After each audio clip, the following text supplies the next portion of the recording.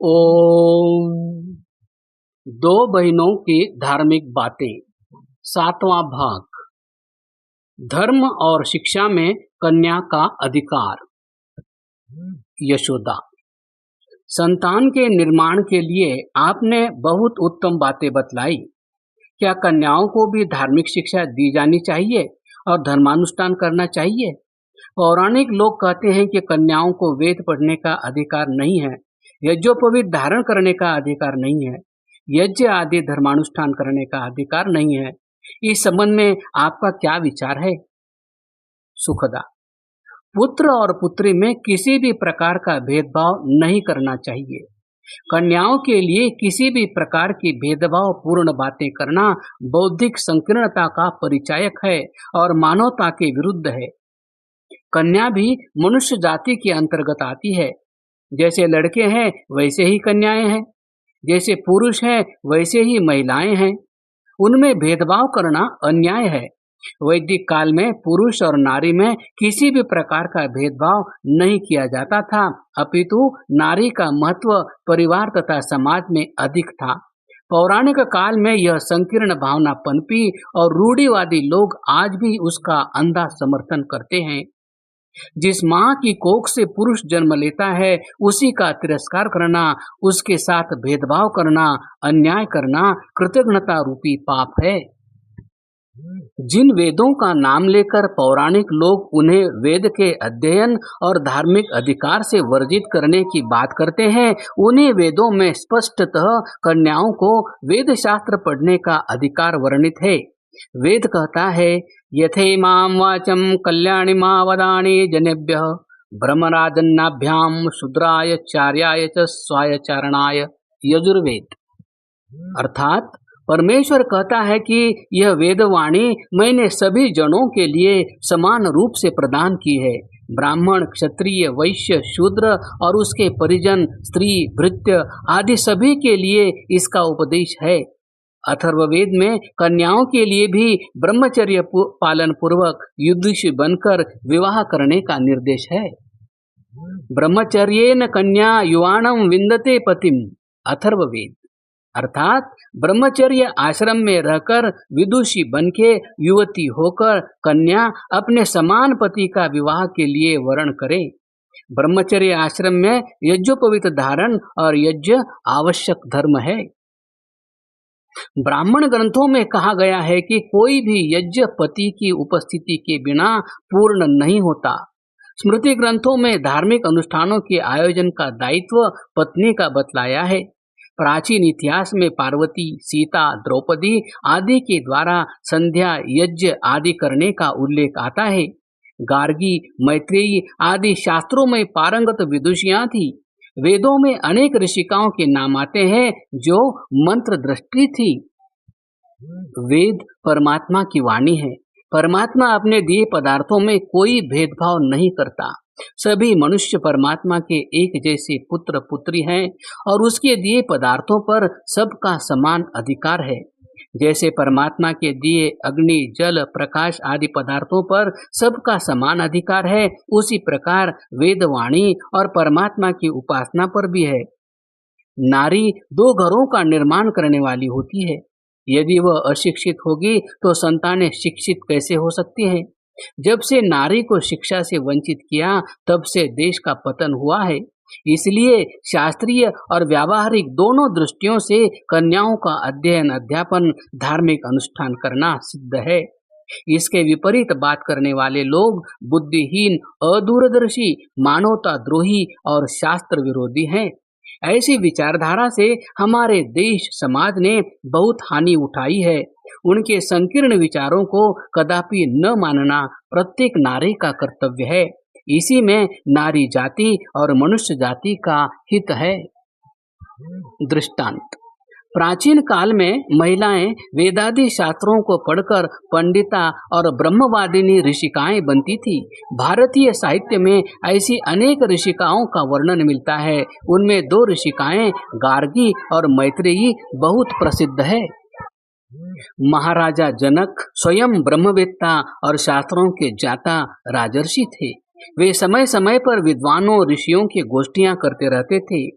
एक बार मिथिला राजधानी में उन्होंने ब्रह्मवेत्ता ऋषियों की एक गोष्ठी आयोजित की। उसमें ब्रह्मवादिनी गार्गी वाचकनवी भी उपस्थित हुई। इस गोष्ठी में सर्वोच्च ब्रह्मवेत्ता ऋषि महर्षि याज्ञवल्क्य थे। परस्पर प्रश्नोत्तर होने लगे। ऋषिका गार्गी ने ऐसे गंभीर प्रश्न किए कि उनसे याज्ञवल्क्य विचलित हो गए और उन्हें कहना पड़ा कि गार्गी, बस बहुत हो गया, अब और प्रश्न मत करो, अधिक प्रश्न करने ठीक नहीं। मैत्रेयी महर्षि याज्ञवल्क्य की पत्नी थी। जिस समय याज्ञवल्क्य संन्यास लेकर गृह त्याग करने लगे तो अपनी संपत्ति मैत्रेयी को सौंपने लगे।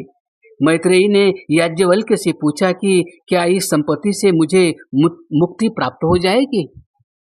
नहीं, याज्ञवल्क्य ने कहा। तो फिर यह सांसारिक संपत्ति मेरे किस काम की? मैत्रेयी ने याज्ञवल्क्य से कहा। फिर उसने सारी संपत्ति को अस्वीकार कर दिया और वह भी सन्यासी बनकर गृह त्याग कर याज्ञवल्क्य के साथ तपस्या करने के लिए वन को चली गई। वह शास्त्रों की अद्भुत पंडिता थी और ब्रह्म को जानने वाली बनी।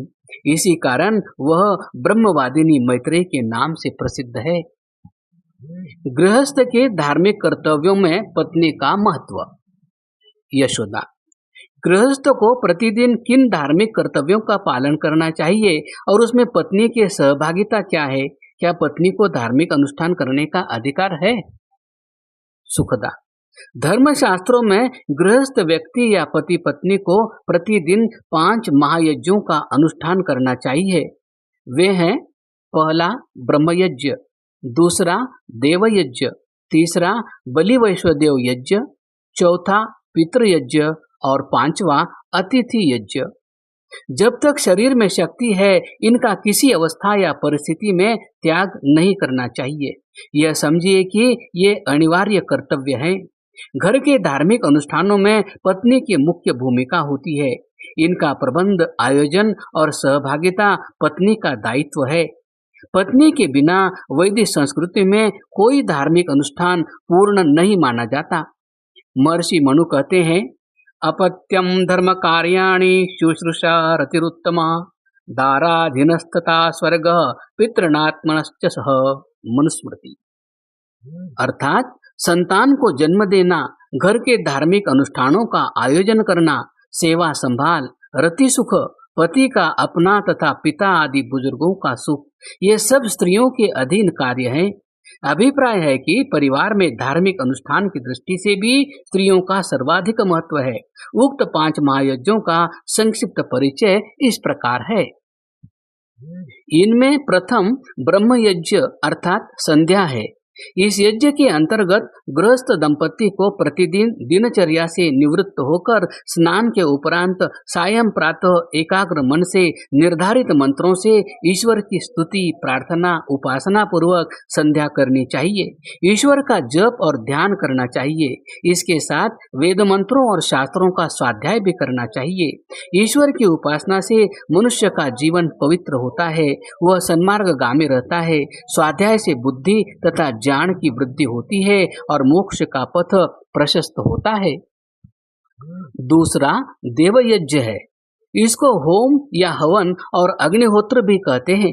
इसके अंतर्गत यज्ञ कुंड में यज्ञाग्नि प्रज्वलित करके उसमें घी, सामग्री और मिष्ट तथा पौष्टिक पदार्थों की आहुति देते हैं। आहुति भस्म होकर सर्वत्र व्याप्त होकर शुद्धि करती है। यज्ञ में आहुतियां निर्धारित विधि तथा मंत्रों के अनुसार देनी चाहिए। होम से ईश्वर की उपासना और पर्यावरण की शुद्धि होती है। पर्यावरण की शुद्धि से घर में रोग नहीं होते। तीसरा बलि वैश्वदेव यज्ञ है। अपने पकाए गए भोजन में से पहले ही प्रतिदिन गाय आदि पशुओं, पक्षियों, कीट पतंगों के लिए उनके खाने के लिए भाग निकाल कर रखना बलि वैश्वदेव यज्ञ है। इसका भूत यज्ञ नाम भी है।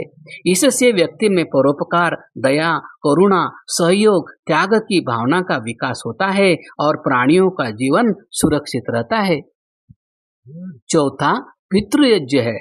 माता पिता, सास ससुर आदि वयोवृद्धों की प्रतिदिन श्रद्धा पूर्वक अन्न जल फल मूल वस्त्र आदि से संतुष्टि रखना और सेवा संभाल करना।